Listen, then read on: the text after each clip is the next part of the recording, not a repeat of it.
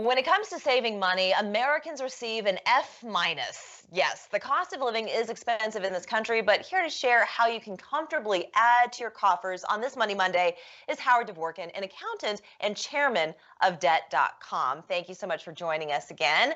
Thank you. And is F minus a good grade, or should I give us a little bit more credit than that? I'm thinking people could do a little better. And let's face it, money management is not something that comes naturally to most of us. I'm an accountant, and frankly, that's what I do. I'm a geek. But most of us are not geeks, and most of us want to have fun and find any possible distraction that they can find other than doing simple things to make their lives better. Meaning, budgeting is the number one thing a consumer should do. How many of us do it? If you look at our surveys at Debt.com, 95% of the people that take these surveys say they're doing budgeting. The reality, it's much less than that.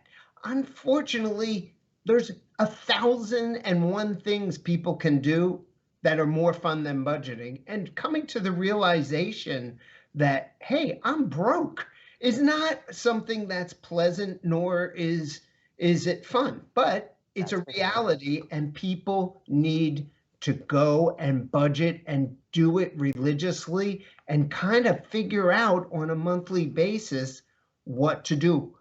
And you've got some really good tools there, but I just want to ask you really quick, Howard. I did a little research myself. There are some statistics out there as to how much people actually have saved per demographic. Do you have any of those numbers? Do you know what people are saving these days? I mean, from this standpoint, comparing America to other countries, it's anemic. Most people almost have a negative savings rate, meaning they spend more, and that's because they use credit cards and things like that.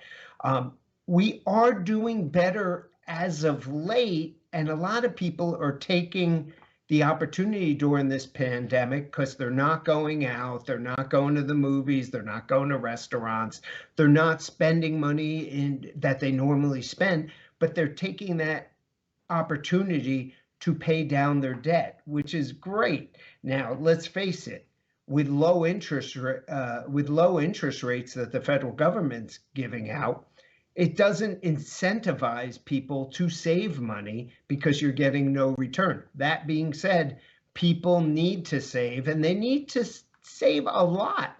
The rule of thumb is 6 months savings to cover your expenses in case something happens. Now, the people that I deal with at Debt.com, that number is a lot smaller because these are people in debt. So maybe 3 months is fine if you're typically spending $2,000 a month on rent, car, eating, and your basic living expenses.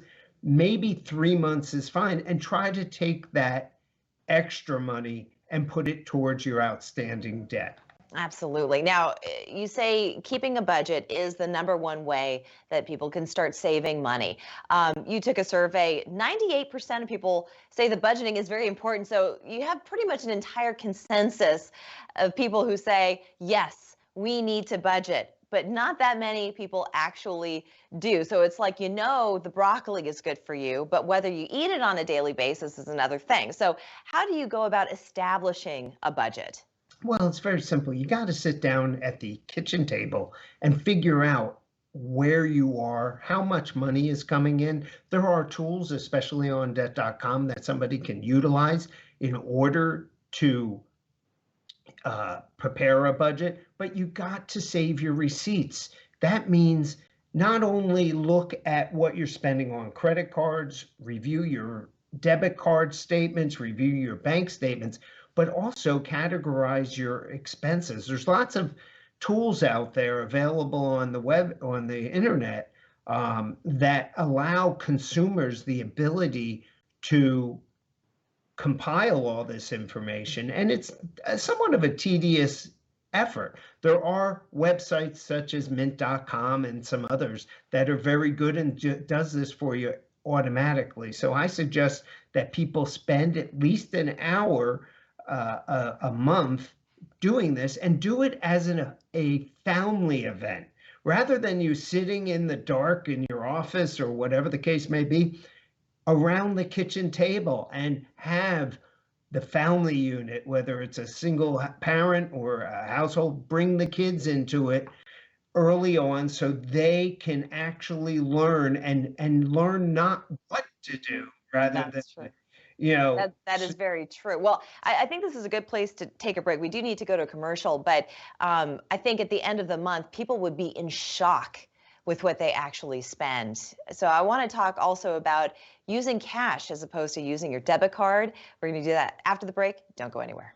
Welcome back on this Money Monday. We brought back our friend Howard Dvorkin. He is not just an accountant, but he's also the chairman of debt.com, a fantastic website. Before the break, Howard, we were talking about how to save money, and creating a budget is really the most important thing. Something that we've talked about in the past is using green cash money instead of your debit card. How important is this? It's so important because whipping out a piece of plastic is easy. Ordering something online is easy. There's no pain factor. However, when you're actually using cash, you don't want to let that green stuff go. Psychologically, you worked extremely hard for it and you want to hold on to your money as much as possible. So if people start using cash rather than credit cards or debit cards, I think they're going to save a lot of money just simply from the psychological advantage. Actually, we're heading into the holiday season right now, and studies have shown that consumers will spend 40% more using their credit cards than they would if they were using cash. So guys, when you go in to buy presents for your loved ones and your friends, make sure you use your cash immediately rather than your credit cards. I think we should do a social campaign ahead of the holiday season, hashtag use cash or pay cash or something, a challenge for all of us to actually put the cash in our wallet and shop with it. Unfortunately, some of the younger generation may not even know what cash is. This is not wrong. It's true, which is surprising that we even have a coin shortage, but that's a whole other tangent. All right, what are some of the other ways that you can not only budget, but to make some money, to put some money into your coffers, as it were? Listen, we all have a lot of stuff built up around our houses. Sell some of it. You're not using it. What about gym equipment that's used as a clothes rack? What about a bicycle that you haven't ridden in years? Just go and sell it to a friend, cash, monetize what's laying around the house. Also, what about if we're going through and doing dieting, fasting for diets, meaning we do a cleansing process?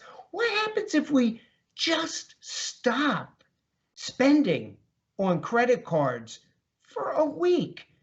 See how much cash you have left over at the end of that week. Just stop buying stuff and you'll be in much better shape. I know that in 2008, I'm a coffee drinker. I have to have my cup or two or three every single day. But back during the Great Recession, where it was so easy, you just pop into the Starbucks, you buy a $3 cup of coffee, that money goes really fast and it adds up day after day after day. Well, I remember when we were experiencing the Great Recession, that's when I started bringing my coffee from home, get up a little early, brew it, put it in a cup, and bring it to work. So what are some of the things that we just don't even realize we're spending our money on that we should kind of take notice first and cut back on? I mean, you bring up an interesting point. Our grandparents are rolling in their graves right now that we're spending $5 for a cup of coffee that probably cost them 5 cents when they were our age. I mean, the reality is it doesn't sound like a lot, but if you have a cup of coffee at Starbucks, it could add up to $700 a year if you do it. That's a lot of money. I mean, the fact of the matter is, just watch what you're spending. Do you need so many computer services? If you have Netflix, do you need Hulu and Disney and God knows whatever else is out there? I mean, the fact of the matter is there's lots of fat in everybody's budget and they just need to recognize it. And during this budgeting session for the family, I think it's a good opportunity to say, are you really using this? Are we spending money for nothing? Things like that. With the I entertainment services, I think it's FOMO. I think people are talking about this latest awesome series. Well, you're fear of missing out. You want to see it too. All right, finally, with just a few seconds left, Howard, what about part-time jobs? A part-time side jobs. hustle. Part-time jobs are great. Now, with the recession that we're in, they may not be available, and a lot of people may have had part-time jobs that are not there anymore. But if you have the opportunity, do it. I will tell you, I have a niece who's an accountant, a very talented gal, and she decided to start to make bracelets on the weekends. And these bracelets, beaded bracelets, she sits at home and now she has her husband doing it. And the fact of the matter is, she's going to make $100,000 a year making these bracelets and selling them on the internet. And granted, when my daughter asked, can she have one? She said, no, this is my inventory. So, which I'm proud of her. I'm Smart very proud. businesswoman. She really is. Don't give away your wares for free. Absolutely. But I will tell you, people can come up with things to make money, pet sitting, car washing, things that don't take a lot of energy. Great ideas just to add another 40, 50, $100 a week, and it will impact their budgets. It adds up, and the process could be cathartic too. I think making some jewelry sounds like almost therapeutic. Well, I want to thank you so much, Howard, for spending time with us, and great advice as always. Thank you so much for having me. For more Appreciate it. information, you can always go to his website, debt.com. We're back in 2 minutes.